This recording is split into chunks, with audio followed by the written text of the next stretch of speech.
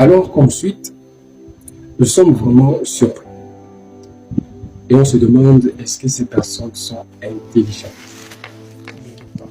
Est-ce que le fait, par exemple, comme j'ai pris l'exemple du Covid, si il y a eu notamment dans le temps, parce que aujourd'hui ça fait, je pense, le Covid-19, aujourd'hui nous sommes en 2026, je crois, ça fait peut-être 6 ans, 7 ans, 5 ans, bref.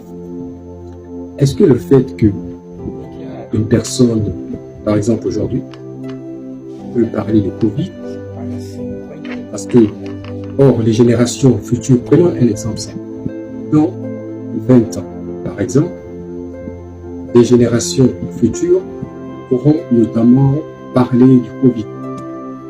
Mais dans ce temps,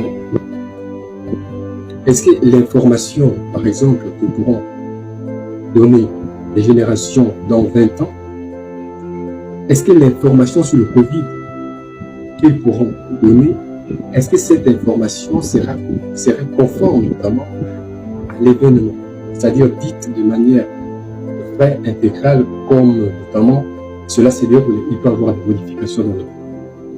Et parce qu'il peut y avoir des modifications dans le temps, les générations dans 20 ans, 30 ans qui parleront du Covid pourront notamment altérer l'événement, comment ça s'est déroulé, un certain nombre d'éléments importants. Maintenant, il peut y avoir ce qu'on appelle une correction. Voilà, et la Bible corrige. Il peut aborder le sujet pour corriger, parce qu'il est là, il est question ici de relater les faits. Donc il peut faire l'objet d'une correction. C'est quand même assez aberrant de s'attarder sur ces choses, en disant que c'est du plagiat.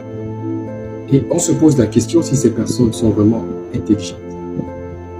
Ça donne l'impression d'être intéressant, mais on interpelle notamment l'intelligence des gens. Est-ce que ça a l'air cohérent?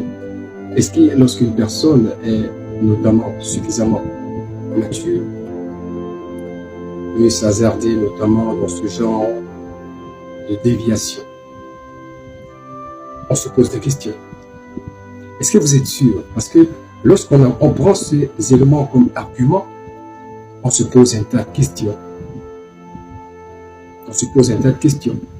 C'est-à-dire, ici, il ne s'agit pas notamment de la production, d'une production intellectuelle, c'est-à-dire, voilà, l'œuvre d'un individu, comme une thèse, un travail personnel, une pensée propre, qui a été notamment